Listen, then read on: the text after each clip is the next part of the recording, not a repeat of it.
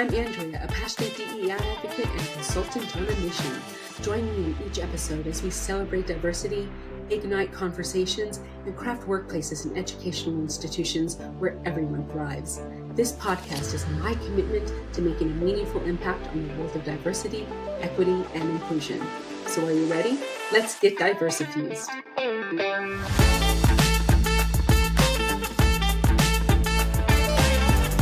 Hello, everyone. Welcome back to the Get Diversifused podcast. I'm your host, Andrea Horton-Mericli, founder of Diversifused DEI Consulting and a passionate DEI advocate and ally.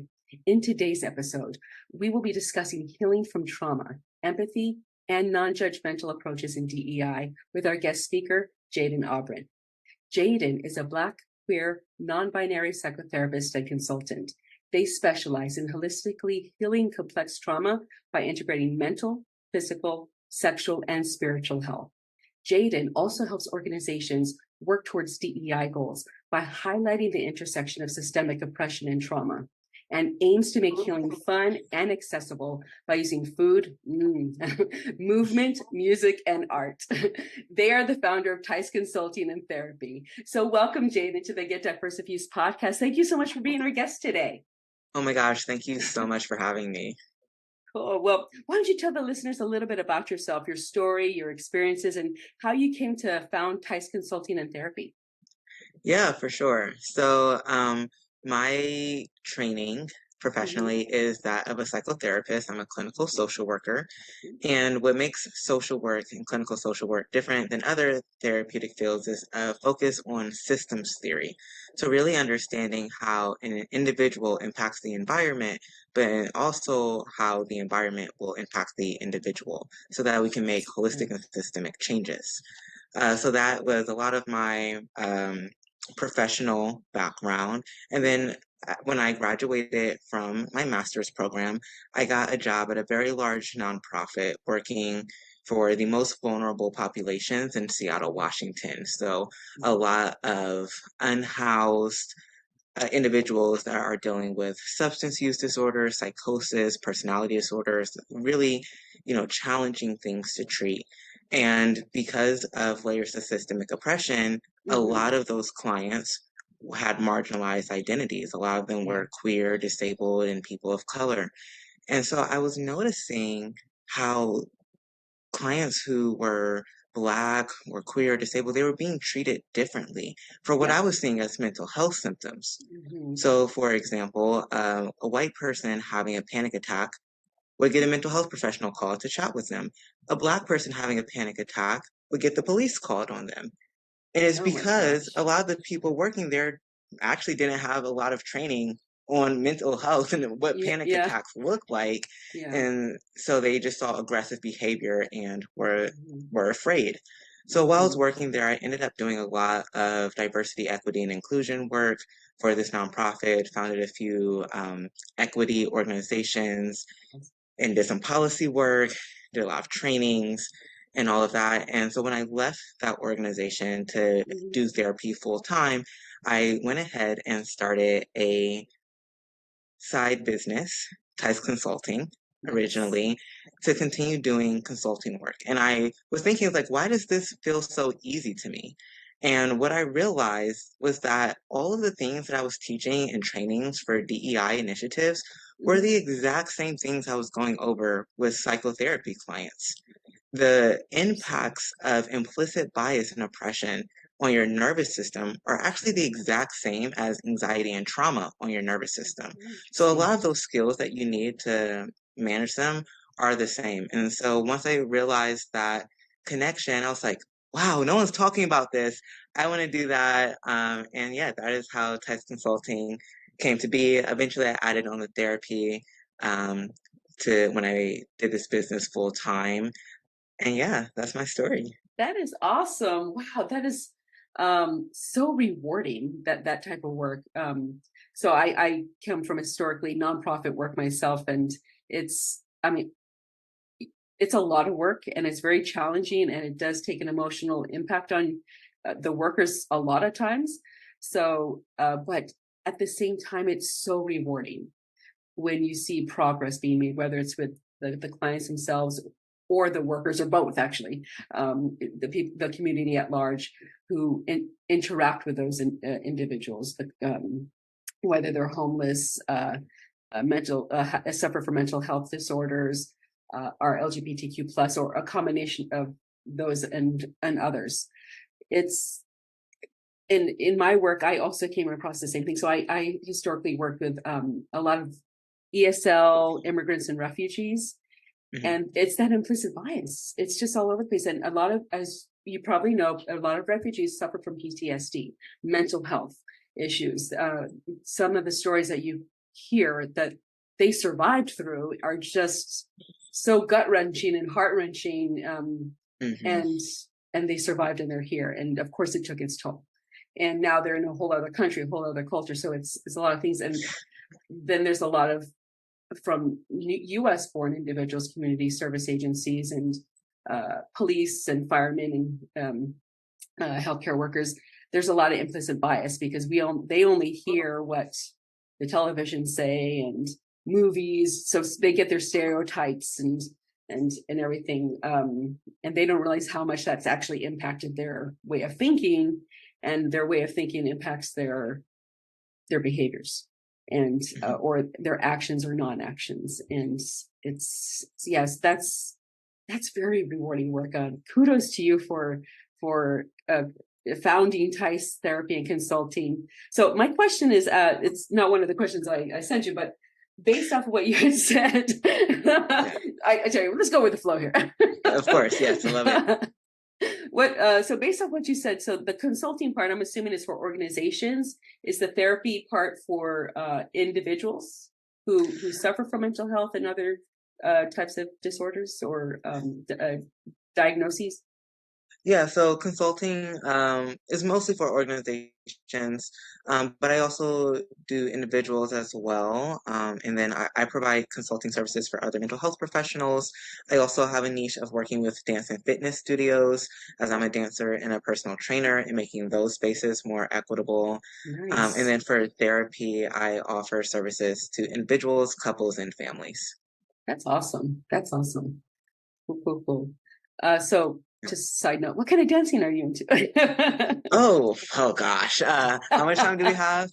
No, I would say it's actually a bit of an existential question because my dancing is shifting at this moment. The past few years, I have been training pretty intensively, and hip hop is the style I grew up with, grew up in Black culture, and so have been just really focusing on that lately. Prior to that, I was focusing more on like modern and contemporary movement. And yeah, now there's just been a lot of changes in my life, and dance is the main way that I express myself. I sometimes feel that words don't accurately capture the complexity of feelings, and so I express through movement. And so I'm shifting. I'm not sure into what, but it's going to be a new journey. Nice. Well, good luck to you in that shift. And at least you have your outlet, which is great. My outlet's music. So like, I play the violin. So it's, lovely. It's always, thank you. It's always good to have an outlet like that, because as you said, words don't always express how you feel, or you don't get all the emotions out that you need to. And so sometimes oftentimes those additional outlets really help. So, and it helps mental health, people who suffer from mental health as well, like having that for sure. extra outlet. So I originally actually went to school to be a music therapist. Ooh, yeah, cool. I didn't really like the music program where I was at, so I dropped the music, kept the therapist. But the benefits of music are just so healing. And I talk a lot about creativity with all of my clients, individuals or organizations, because it's something that we're really not taught necessarily to nurture, right? We might have a teacher or be part of a specific community or have a few people that nurture that in us. But as a society, we are not really taught to nurture our creativity. But when we are talking about changing your life or changing your organization, what you have to be able to do is think creatively. You cannot achieve a life that you cannot dream. And, sometimes I have clients that say like, well, there are no other options. There are Yeah. infinite options. Maybe there are only 3 that the pros are more than the cons, right? But the fact that you are truly unable, and they're not unwilling, but at that moment they are unable to think creatively enough to imagine a different life for themselves. Well, of course they don't have that life. Yeah. They've been oppressed so long and labeled so long that they've come to believe that's all they can be. And it's sad how other people in society can really impact individuals and how they think about themselves and what they believe they can and can't do. Yeah. It's very sad. And I'm glad that you're doing what you're doing, because people need to believe that believe and know that there are other options. This is where you're at now, but this is where you can be. These are the ways you can, some of the ways you can get there. And so that's awesome. So how do trauma and systemic oppression intersect? And why is empathy critical in addressing these issues? Okay, so my favorite way to explain this is to imagine that you're watching a show that's set in like the medieval times. I like it already. Yes, I got this watching Game of Thrones. High five, air five there. Yeah. Okay, so oftentimes in these types of shows and movies, there is a scene where usually a young boy, like a child, is either sneaking to witness or is being brought to witness some sort of human harm, like a beheading, execution, or something like that. And either they're not supposed to be there because young children seeing this is very traumatizing for them, or they usually have a young boy there to say, now it's time to become a man, and you're not allowed to feel feelings or cry as you watch someone get harmed. Why do we not want young children to see this harm? Because it is traumatizing, right? As a species, we are a social communal species. We are not really meant to see that harm, right? And in order to see that harm and be able to not be just incredibly devastated like a 4 or 5-year-old is, we have to be able to detach ourselves. And that ability to detach starts to form at around age 7 when our prefrontal cortex starts to develop. And is essentially saying, you are you and I am me. And I am not being harmed, but you are being harmed. That detachment can be used to have less empathy for someone. It can also be used to have more empathy. Yeah. Right? It's actually called top-down processing, and it's one of the main ways that we experience empathy. The other way is bottom-up, which is our mirror neurons. And that's essentially like, if you go to a sporting event, everyone's excited, you're excited. If you walk into a sad room and everyone's sad, and then you're sad, right? We have these mirror neurons that pick up on the vibes and then make us feel those vibes. But then the frontal lobe's job is to say, that person is sad, not me. I understand their sadness, but it's not mine, it's theirs. And that's what starts to develop as we get older. That, again, can be used to be like, oh, this person's sad, let me help them. But it can also say, I'm not like them. And when it comes to oppression, it's that person's getting harmed and I'm not. Well, if they were like me, that wouldn't be okay. And I would feel really bad. So they must not be like me. They must be so different than me that they actually deserve that harm. Right? Because I wouldn't. I wouldn't deserve that harm, and that wouldn't be okay to me. But everyone is saying it's okay for them. So that means they must be in some way less than me. Inferior. And of course, these are not conscious processes. These are all just like our baseline programming of how our brains and nervous systems work. And when we start to make those internal narratives, we don't address them. We suppress the emotions that we feel in watching that harm. Yeah. That energy gets stuck in our body and it lives on as trauma. And when people never address that, those people continue to live in communities with other traumatized people, and there becomes us versus them. And then eventually they make policies, right, that solidify these beliefs. And this is how we get systemic oppression. Wow.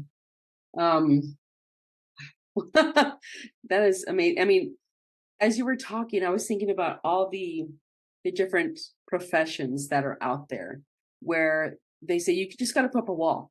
You know, you can't take it home. You got to put up the wall.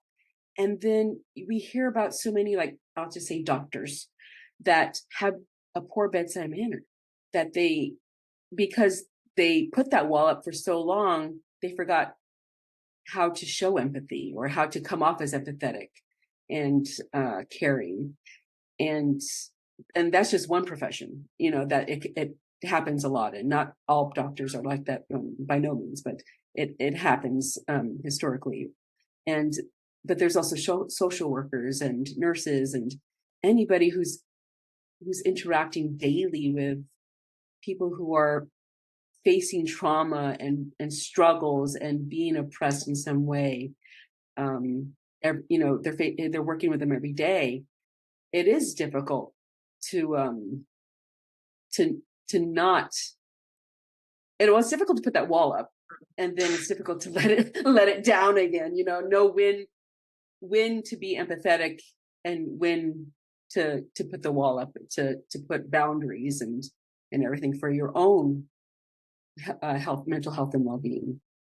And yeah, go ahead. I'm so sorry. Yeah, I think that that was a really big revelation for me as well, when I realized, you know, we're taught to compartmentalize and put up those walls, and that's just a form of systemic trauma, right? And we're perpetuating trauma in all of our helping professionals. And I mean, I'm sure everyone listening to this has had at least one care provider that was clearly very burnt out.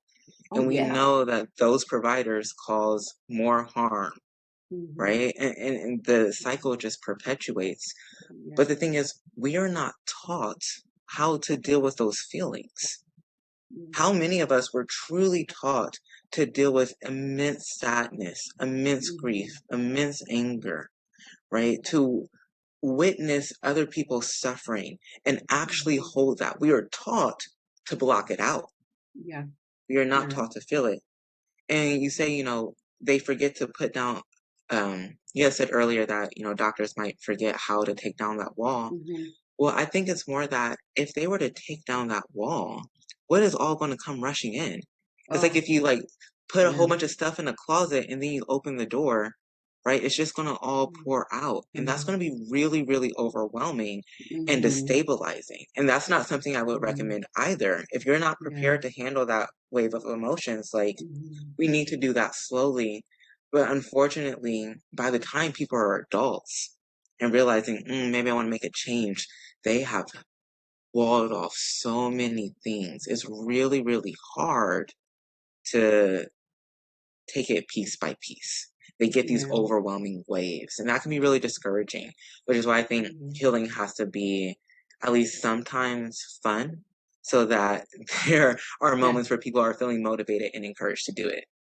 That's awesome. Speaking of the fun, so in the little bio that I read in your entrance, you had said that you use food, movement, music, and art. We kind of touched on the music. So how do you use, and the movement a little bit, how do you use food and art? Well, actually, how do you use all four of them, but more so the food and the art? Yeah. Well, broadly speaking, I think that part of holistic healing is being able to be authentically yourself wherever you are. And that means being able to practice these skills wherever you go, right? If there is a communication skill that is only good at work, I don't really like that skill that much. I want a communication skill that's good at work, with your friends, with your spiritual community, right? Like all of those things. And so when I'm thinking about holistic living, what do we do on a daily basis? Well, we have to eat, Yeah. We might listen to music. We might have art on the walls. We might be moving our body, even if that is walking to and from the bathroom, right? There's It's true. movement that we need to do. Mm-hmm. Okay, so then how can we use those things to be healing? It's just a little bit more intention, right? So with art, for example, doodling, straight up doodling 20 minutes a day can improve cognitive functioning. Mm-hmm. I'm Yeah. a doodler. Hey, you don't have to be like the next Van Picasso, Gogh. right? Yeah. Well, I'm You, probably more like Picasso than Van Gogh. yeah, some weird lines. And then you can toss it if you want, right? The science of colors, Oh. right? We don't talk enough about how colors impact us. I would say, UV rays are a color, right? They're on the light spectrum and they can cause Mm-hmm. cancer. So Yeah. of course, all the other colors that are on the same spectrum also impact us just in different ways. We just only really use that knowledge for capitalism, right? Instead of like healing. And then with food, I think I'm very anti-diet. And I'm very like a health at every size person.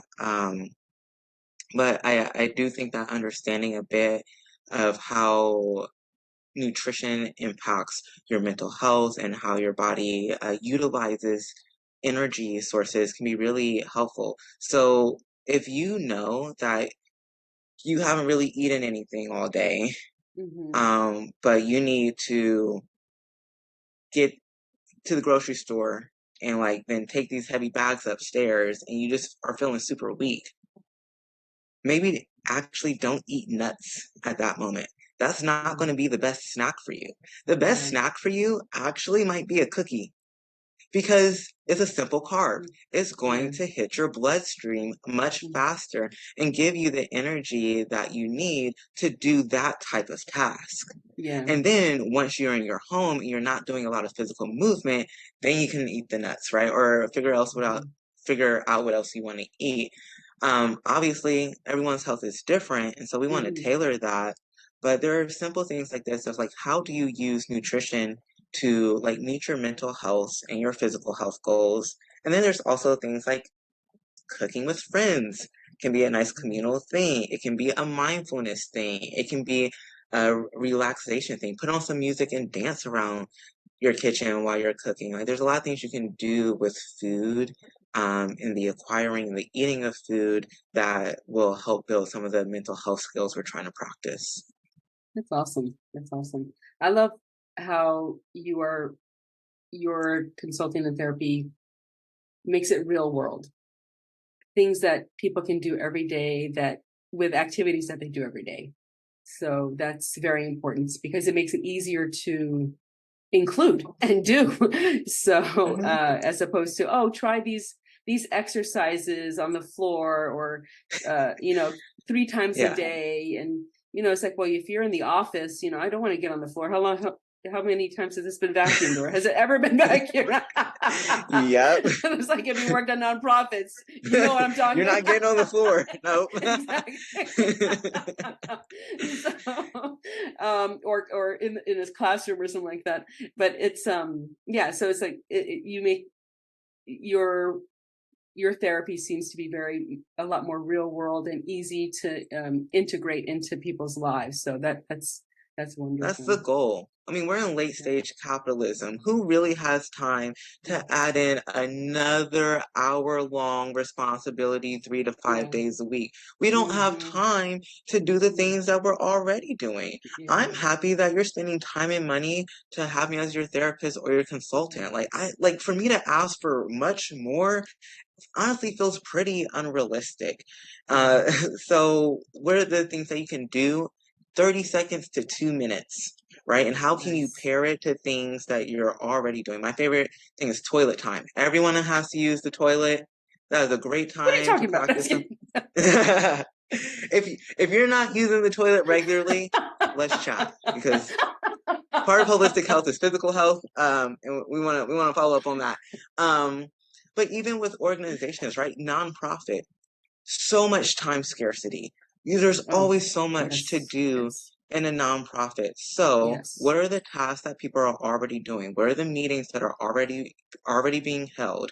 And how do you take a minute, 2 minutes, 5 minutes, absolute max, to Mm-hmm. start to work on some of these goals and to build community and to, start to set up systems that are sustainable? Because Mm-hmm. if it takes too much time, either no one's going to do it or one person's going to do it, and then they're going to get burnt out and leave the organization, and then no one's going to do it, right? Yes. Yep. I agree. I agree. So with that, what are some key elements of a trauma-informed and non-judgmental approach to consulting? Yeah, I think the most important thing, and the hardest thing for me to get across, but most important thing to emphasize, is you are not bad for having biased thoughts. You're not bad for having feelings come up. You're not bad for being resistant. When we say things are good or bad and we put those judgments, people Mm-hmm. shut down, Yeah. right? No, most people, most of the time, are not trying to be bigoted jerks, right? No, I agree. Most I agree. Most people, most of the time, would say that they value community and relationships and, being kind to others and all of Mm-hmm. that. And yet, we know that those things don't happen, right? We know people act on implicit bias and create Mm-hmm. microaggressions. And that causes is a split in our perception of ourselves, right? So this is I think I'm this loving, kind, compassionate person, Mm-hmm. and then there's this split of actions. Well, what Yeah. do? We detach. Mm-hmm. I didn't actually do that because that doesn't fit in with my narrative. Or if I did Mm-hmm. actually do that, my entire perception of myself comes Mm-hmm. crashing down. Oh, And that's way too overwhelming. yeah. I can't emotionally handle that. And this is where we hear like white fragility or white tears and that kind of stuff. Um, is a lot to feel. It's a lot to realize Mm-hmm. you've been harming people. Yeah. So being able to take that non-judgmentally and say like we all have biased thoughts, it doesn't Yes, make we us do. good or bad. What's really more important is how we act, I right? agree. And the decisions that we make and the repair that we make Mm-hmm. once we realize we've done some harm. If you really want to be that kind, compassionate person, think less about your thoughts and your feelings and more about your actions and your Mm-hmm. repair. And I think there's a lot of parallels with just regular life. People feel bad if they're angry. There ain't nothing wrong with Mm-hmm. anger. No, it's a natural emotion. hmm There is something wrong with punching someone in the face, right? So let's talk about how to appropriately express your anger so you can Mm-hmm. feel it and be okay and not judge yourself. So here is all these layers of what we're taught Mm-hmm. as a society. They really show up when we're talking about oppression. And they are difficult things to tackle with oppression because they're difficult things to tackle just as human beings in society Mm-hmm. overall. Yeah, I love that you brought up that you are not a bad person because you have biases. Everybody has implicit biases. Even the best people, even people with the best intentions, even DEI focused industry people have implicit hmm bias. And I agree. It's how you.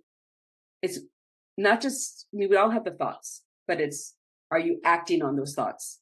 What are your actions? Are you choosing someone that looks more like you, or you feel more comfortable with, as opposed to somebody else that you're not as familiar with, as the what's it called, the is it affinity bias, I think.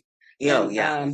and so and then you have the halo bias and the is it not the devil's bias, I can't remember the other one, horns bias, horns effect. And hmm it's just people just don't realize that, or many people in our society don't realize that you have biases, and it's good to know and assess yourself to know what implicit biases you have, so you can be more aware of yourself and your actions in certain situations. So if you're in a certain situation, you can be more aware of your biases, so you can stop and think before you speak or act. So you can become more self-aware. And so I love those Harvard implicit biases assessments. They're free. So I will be putting the link again, listeners, in the description of our podcast today. So feel free to go to that link and test yourself, assess yourself, because it is so important just to be self-aware. Yeah, and also just notice when you get annoyed with certain types of people, right? It's okay to be annoyed with people. I start basically every training I do on DEI with sharing a bias that I hold, right? Because I think it's important to model the vulnerability I'm asking for others. So one of them is I've always had a bias towards older folks. When I was a baby, I never cried unless someone with wrinkles picked me up. Let's talking about generational trauma and oppression right there. I was like, came out the womb. How are you in the intergenerational workplace? Yeah, it was difficult at first, but I knew that this has always been a bias of mine. And my parents used to make fun of me for it, right? Just like, so I was always quite aware.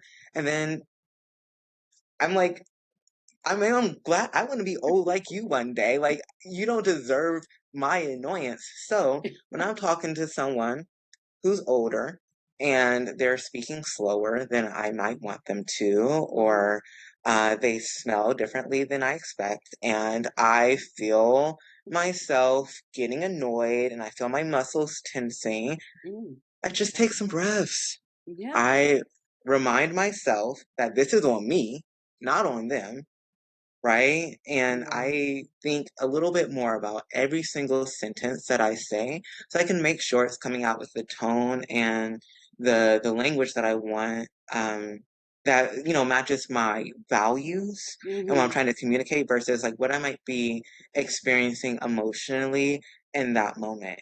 And, over time, my bias has lessened, but it really took some serious effort. And if I stop putting forth that effort, I'm sure my bias would get worse, right? Because that's how it is. It's not helpful for me to judge myself. This is what it is. This is where one of my biases is. It's not fair to put my bias and like my problem essentially onto another person. That's not what I value. So I'm going to do what I need to do to be the person that I want to be. Yeah. And that's self-assess and work, continue to work on it. And that's for all of us, and me and everybody else listening to this podcast. So we got to self-assess and continue to improve ourselves, because improving ourselves will only benefit us and the others around us. I mean, society at large. So, yeah. So how can, so we talked about individuals. So what about organizations? How can organizations incorporate holistic healing practices into their DEI strategies? Yeah, so I will answer this by kind of like touching on the most common, like, and largest barriers I see with organizations. One is a lack of trust in the workplace culture and between the people who work there. And so improving relationships. So some really simple ways that you can improve relationships with the people at your workplace is by starting off your meetings listening to a song together, right? I like that. Or some like light movement together, and like make it weird. Make sure people laugh. I like being goofy. Again, healing is hard enough as it is. Make it fun where it can be. And if you're goofy with like a room of people, like a bond is formed. Yeah. Icebreaker questions. Y'all know y'all dissociating through all of those. You don't remember what anyone's saying half the time. So let's do something a little bit more active, a little bit more bonding. So that's one example. And then the other thing that I often see is people have genuine questions and fears. Oh, yeah. And when they ask those questions and state their fears, other people will respond with some version of, "You're racist, get over it." or we're moving, figure it out, get on board. And like nothing's really addressed, and that just builds resentment. Even if the question sounds dumb to you, right, is meaningful to that person, and more importantly, is meaningful to that person's nervous system. And if that nervous system is feeling judgment around these questions and fears, it's going to heighten the nervous system response and actually make it more likely that they're going to act on bias in the future. Right. So finding ways to create sustainable systems to really hear these things without judgment and learn like conflict resolution communication skills so that when people say something that you think is dumb and is triggering to you, right, like you can engage in that conversation effectively, or realize you're not going to engage in that conversation effectively and ask someone else to step in and help you out. So a quick skill for that is the Dear Man skill. And this might be one to link. It is a communication skill from DBT, dialectical behavior therapy, and it is my favorite template of how to have a difficult conversation. Oh, nice. So the D is for describe. So describe the situation objectively. The E is for express your feeling with a nice I statement. The A is assert your ask. And the R is reward or reinforce. So what does the person get out of this? So if someone came to you with a question that is difficult for you to answer, or, you know, it's very fear or anxiety based, say, okay, I know you just came to me with this question and it seems like you would like a response right now. I am having a lot of emotions come up right now that is making it a little hard for me to answer that as effectively as I want. And so I'm going to ask that you like give me a day and I'm going to follow back up with you about this, or I'm going to bring in, you know, Susie so she can help us have this conversation, because I think she's actually really much better at answering these types of questions, just because, you know, I want you to get the appropriate answer that you're looking for, and I don't want to rush into this answer and then like put weird feelings or judgments or something. I just want to make sure that like, because like your concerns are really valid, and I want to make sure they're handled appropriately. I love that skill, the Dear Man skill. So you said describe, express, assert your ask, reward, or reinforce. I'm definitely gonna link that, listeners, in the description of our podcast today and on the last slide of our podcast. So as you were explaining this, the example of the situational example, it also, when people ask a question, when an employee asks a question, it takes a lot of courage to ask a question, especially if you're, I wouldn't say especially if you're from a marginalized population, but for anyone, especially an introvert, or somebody who's been labeled of all their life as one thing or another, or multiple things.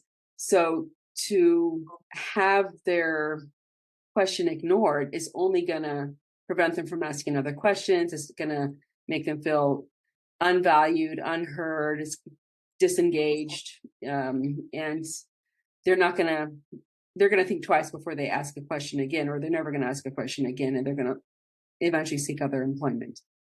And I also loved your answer to the leadership, how the leadership response, and that tells, your answer explained how important it is for employees at all levels of an organization to self-assess themselves, know their biases, their limitations. We all have limitations, their emotions, and think before you respond. And when you gave the example of, let's wait a day, you know, and so I can respond. I'm feeling kind of emotional right now. It's the same thing in arguments. You never want to say something in the heat of the moment. So I've heard that, it's always good to step away and come back. Or even if like you're tackling a task at work and you can't figure out the problem and you're getting frustrated, and step away, come back. And so that absence really allows the person to get all their emotions back on level where they should be, or close to where they should be, and it also calms their mind and brings their adrenaline back down, and to where they can respond appropriately. And if it comes to that, working on that task that they can't seem to solve, they'll come in with fresh eyes. Exactly. And as you were mentioning adrenaline, I think a really important piece here to know is that whenever you feel rushed, whenever something feels super time sensitive, our fight or flight systems are going to start to activate. Yeah. Right. So if there's an internal sense of urgency, it's like, well, I just have to finish this right now. I just have to answer this question right now. Like, what if I don't? Whatever that looks like for you, you're probably in a very emotional space, even if you wouldn't think that you are. Like, your nervous system is activated and like those biological mechanisms are going. And what happens when those biological mechanisms start going, your ability to critically think goes down. Right? So essentially, if you were running from a tiger, you're not going to be like, oh, look, a tiger. What breed is that? Oh, yes, that is the breed of tiger that swims better than it climbs. So I'm going to go in that direction with the trees are. So, no, you've been eaten. Good, like, you wouldn't do that. What you're going to do if you see a tiger, ideally, is run. Right? And so there are biological and evolutionary reasons why our logic brain shuts down when our nervous system gets activated. Yeah. So when that happens, we have to take that moment to say, ooh, not in logic mind right now. I'm literally not able to use my prefrontal cortex. I cannot critically think.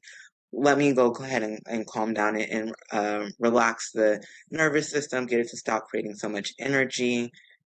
And I think this is where like creativity is kind of the opposite of trauma, right? Like when we're having that trauma response, that nervous system reaction is a pretty black or white thing. You live or you die, essentially. But once that gets turned off, then we get the full rainbow.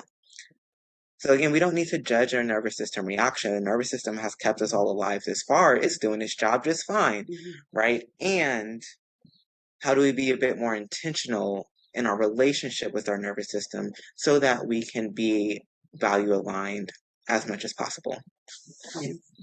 I agree with everything you just said. And when it comes to DEI initiatives in organizations, that's why it's important to have DEI initiatives and employee engagement in your organization, ERGs and other supportive services and groups, because when employees feel included and valued and they feel a sense of belonging, and they're happier, and when they could be happier. You're never going to make everybody happy all the time, but the chances of them being happy and enjoying the work because they know the why of their work and that they are valued as an employee, their creativity just boosts. And the more diverse an organization is as well, the more creativity you're bringing into the organization and retaining in the organization if you have these initiatives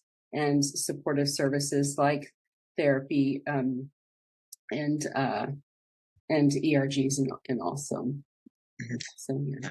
Anything you can do to improve the relationships with employees and just the staff at your agency is going to be beneficial, because again, empathy is the opposite of trauma, right? Trauma impairs our ability to empathize, but empathy heals the trauma stored in our body. Like, they go hand in hand. So maybe people aren't going to do a whole bunch of deep healing work, but if we can deepen relationships, that healing work is still happening. Yeah. Right. So if you can have fun in a meeting together, then the people you just had a meeting with, you're less likely to act on implicit bias towards them, right? If it's a routine thing and it's not just like whoopsie daisy fun, but we're really building connection, so there's some caveats there. But I think that's something as employers often don't take as seriously, right? You're thinking about the bottom line and capitalism, who wants to make time for, employee connection, but that actually is going to increase your bottom line because there is the thinking creatively, there's the employee retention, and then it's probably just like less HR work because everyone's mad at each other and going to HR complaining about stuff. and labor relations, all the grievances. But but yeah, it's like activities like that, even if it's like 15 minutes in a meeting, not every meeting, but occasional meetings, it increases employee, it just increases, I can't even think of the word I'm thinking of, engagement and socialization. They get to know each other better and have those conversations naturally. And so the more people talk and socialize with each other, the more the implicit bias decreases, because it's opening up their eyes to other cultures, other people, other people who identify with other demographics. It's just a positive thing, and it's a time away from the seriousness of the meeting, and so it gets them moving and relaxed and ready for, if you start the meeting with that, they're ready to absorb what you're about to tell them, because their minds are actively engaged. They're maybe even fed a little bit if there's food at the meeting. I'm always more engaged when there's food around. Exactly. Everybody will come to the meeting then. Exactly. People from other departments too. But yes, it's just a positive overall. So I love that. So with all your work, before you founded TISE Therapy and Consulting, and after you founded TISE Therapy and Consulting, what are some of the challenges you faced in making healing fun and accessible, and how have you overcome them? Well, I would say, honestly, the biggest challenge is surviving capitalism. I have so many values around learning more about, holistic healing and making the knowledge I have accessible to others, and that includes financially accessible. And at the end of the day, I live in Seattle, Washington. It is incredibly expensive. I know. And things keep getting, more and more expensive. I have to pay my bills. When I'm stressed out about money, it's harder for me to show up and do my job. It's harder for me to rationalize, like, yes, let me take this time to do some yoga or listen to some music, because do I actually need to be on social media trying to promote myself and networking with people? Facebook, I can't even see like any of my friends' stuff on Facebook anymore, or my family members on Facebook, because it's all the groups that I'm part of, therapy groups, consulting groups. Yeah. And so it's really hard to like get away from that. Owning my own business, if I want to take time off, I don't get paid. Right? If I don't want to see a client, I just don't get paid. And so that is really stressful. And essentially, the less full my cup is, the less I can fill other people's cup, right? And I think that, making healing fun and well, healing can be fun, right? It's really just getting the knowledge out there. But to do that, I have to have capacity.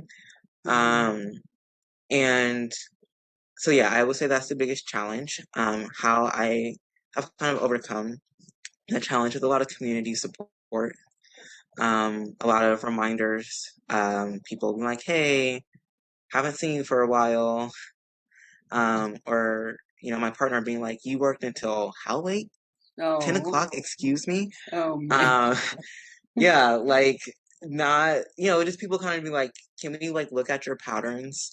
But honestly, I believe that the environment you're in is has a really big influence. And for me, Seattle is not the environment in which I can live my best holistic life at this moment in time. And so I'm actually next month moving to Spain. Ooh, nice. Yeah, What city? Valencia. Oh, nice. Valencia. Nice. So beautiful. Well, safe travels. You are going to love it. I always forget that Spain still has a king and a king. Yeah, you're going to love it. It's a beautiful country. I'm very I've never been, excited. but I've had family members that have been there, and yeah. So, are you gonna move there permanently or indefinitely? okay. For just the next phase of my life. I'm really excited for it, and I am still going to be doing all of the work I'm doing in Washington. Luckily, the Night Owls won over in Spain, which is great for me. So even with the time zone difference, I'm still able to work decent hours in Seattle and then still have a great social life. But yeah, the cost of living is much more affordable, and kind of the cultural environment that I was looking for. Awesome. Well, I'm glad that you are exploring other avenues to where you might be able to find your place, and that works best for you. And Spain is a great place to try it out. I hope it works out. I'm pretty sure it will. So. Yeah, and for everyone who's like, oh my gosh, what? I do want to recognize like the privilege it takes to like I own my own business, so I can work telehealth and work from another country. It's great. And also, this is a product of thinking creatively. Last fall, I set the intention that I was going to stop getting in the way of my own dreams. I realized I'm my own sim, and my sim is very rich and has a very big house and all the skills, level 10 of all the skills. You know what? I can do that too, right? The only one stopping me really is me because I say, oh, that dream is too big. And so then once I was like, oh, I can do this, I allowed myself to think creatively and didn't dismiss my dream. Then I was like, what are the steps to do it? And it turns out the steps were actually manageable. And so, while again, I do have a privilege in being able to make this move, I also wouldn't write this off for anyone. Like it's actually like pretty simple, especially if you work telehealth and like very accessible. What are your options? Like, and this is with anything in your life. Did you just think that you couldn't do it? Why? Who told you that? Like, did you actually research that? Yeah. So yeah. Yeah. It all starts with researching actually and making a plan, seeing what you need to do to get where you want to be. Almost nothing is impossible if you don't talk yourself out of trying. So Facts. And as you said, we are our worst enemy. We're our worst critics. We are the most judgmental people of our own selves. But it does help to have a supportive community as well to root you on and encourage you. So last question. Can you discuss the role of intersectionality in understanding and addressing trauma within DEI frameworks? Oh gosh, yes. So for anyone who's not familiar, intersectionality is how two different identities intersect, right? So I am Black and I'm also non-binary. And so there are things about being Black that I have, and there's things about being non-binary, and that intersection is very unique, right? There are some Black people that don't like non-binary people, and there's some non-binary people that don't like Black people, right? And so, it's about finding these. Yep. And culturally, like how your intersections impact you, and how you are perceived in the world. So when we're talking about DEI initiatives, I think it's really important to consider intersections because we've all been raised with the same like supremacy capitalist patriarchy ideals, Mm-hmm. right? If you grew up in America, you were all exposed. I was exposed to the exact same racist narratives that white people in Idaho were exposed to, you know? I just engaged with them differently for obvious reasons. And so if you are an organization and you're looking at hires, okay, just saying, well, this person is Black. Mm-hmm. Okay, well, what does that mean? But Yeah. as in the Black community, we'd be like, well, what kind of Black person are they, right? So, like, and what that means is, did they grow up in the hood? Did they grow up super wealthy, surrounded by a lot of, white folks, and specifically separated from Black culture? Mm-hmm. Are they queer and queer competent and understanding? Do they believe that queerness and gender is white people stuff, and like just don't address that at all? Yeah. Were they raised in like a city versus like rural area? Did they have immigrant parents or not? What are their education levels? Like, all of these things make a really, really big impact. When I was working at the nonprofit prior, the reason I left was actually because of a Black male director who, like, older, grew up in the deep South. Oh. I'm sure he had to like a business person too. Mm-hmm. So I'm sure for his time, he really had to be very intense about his desires to get to the success of where he is now. And nowadays, he didn't learn how to turn that off to everyone underneath him. And so he ended up pushing out a lot of other Black and other marginalized folks. And the company is like, oh, but we don't want to fire a Black deputy director. What would that look like for the company? And it's, so it's being able to see how all of these different identities intersect and holistically what someone brings to the table, right? You're more than just your Blackness or just your queerness or just your class. You're all of that combined. And I think also really, really important with DEI consulting is understanding your power. So we all have power and privilege. To say you don't, it's just a lie, right? I'm Black, queer, non-binary, neurodivergent. I got the list of marginalizations, and I got 28 letters after my name, and I have a supportive community. I was able to get a master's degree, right? Like, I grew up, I like to say hood adjacent, but I didn't grow up in the hood, and therefore I was exposed to different things, right? I do have privileges. I'm a native English speaker. I'm able-bodied. There are so many things I do have privilege over. And when I was a supervisor, had privilege over my supervisees. As a therapist, I have tons of power over my clients, right? So when we don't acknowledge our power and our privilege because we said it's bad, then we do everyone a disservice because we don't bring our whole selves to the table, and we can't really work with something that we won't acknowledge is there. And so bringing in your power and privilege into the intersectionality talks, I think, is really, really important as well. I agree. And thank you for explaining intersectionality to the listeners. And I hope a lot of human resources representatives and managers and supervisors and just everybody really pay attention, because we are more than what we are on the outside. And as you said, low income, immigrants, are you an individual of color? Are you a Native American? Are you educated? Are you uneducated? I mean, all these different things. And are you queer? Do you identify with the LGBTQ plus community? Do you have a hidden disability? Do you have a visible disability? I mean, all these different identities that people can have identify with. One person can identify with all of them, really. I mean, not all of them, but like 5 or 6 or more. And so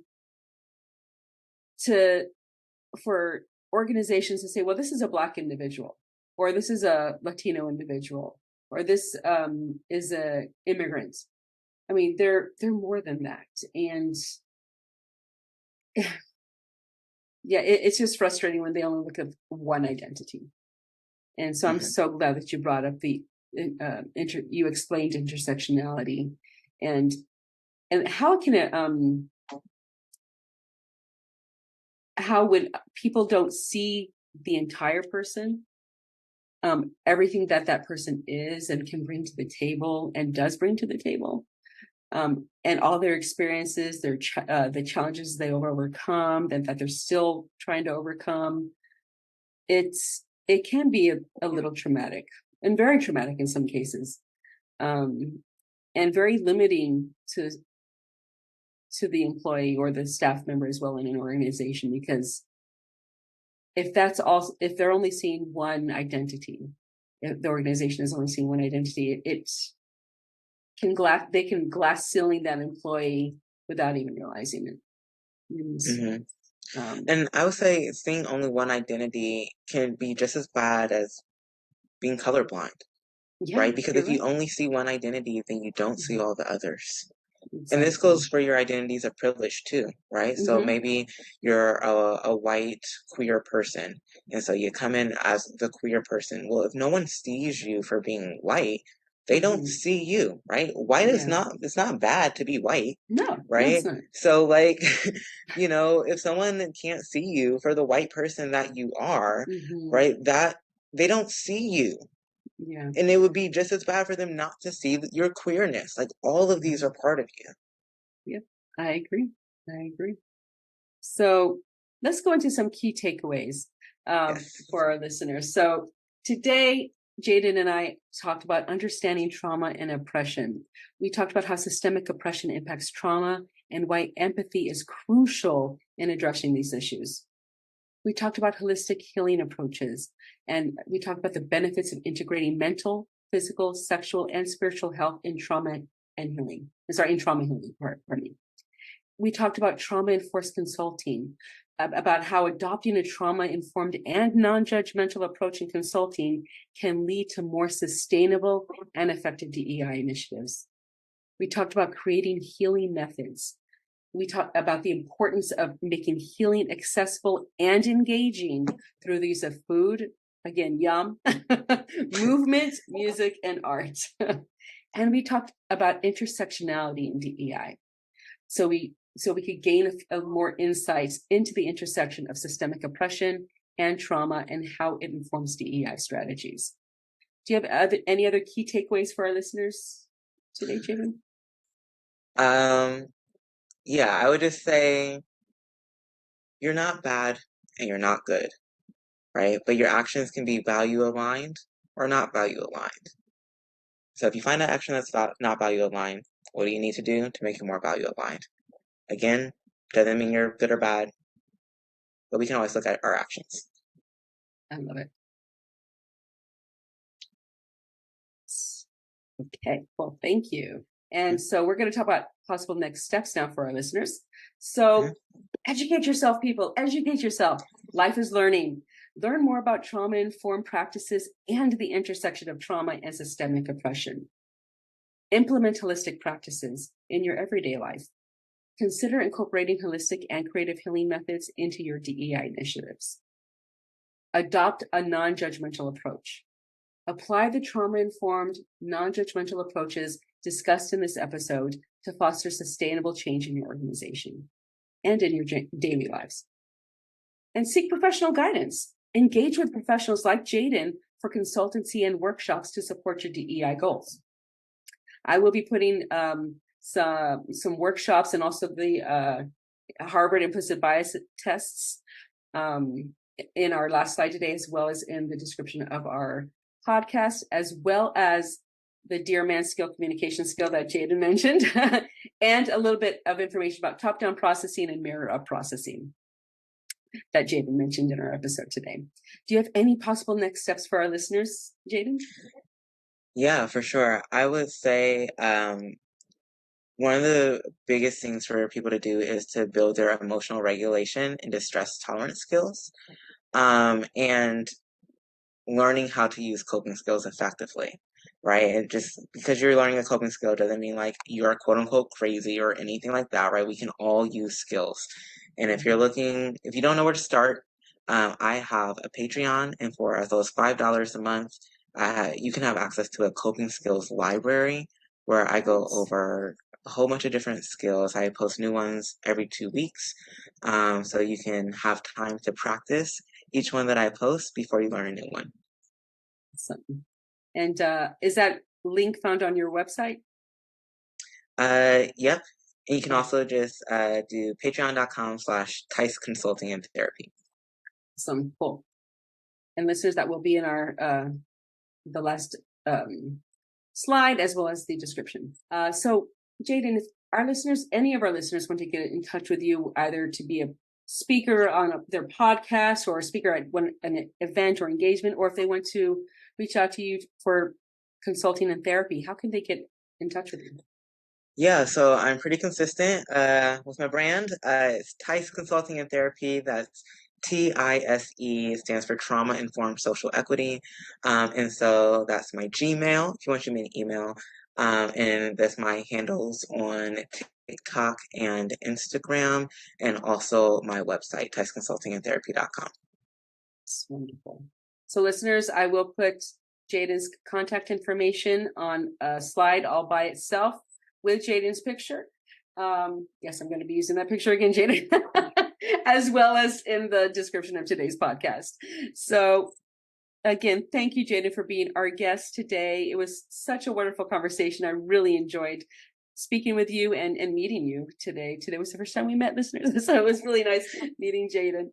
So I guess I will let you go, listeners. Remember, this episode is going to be launched next Thursday, or on Thursday, July 10th, or no, 11th, I apologize, July 11th. And all our episodes are launched every Thursday at 7 p.m. So keep an eye out for it. And as always, stay diversifused.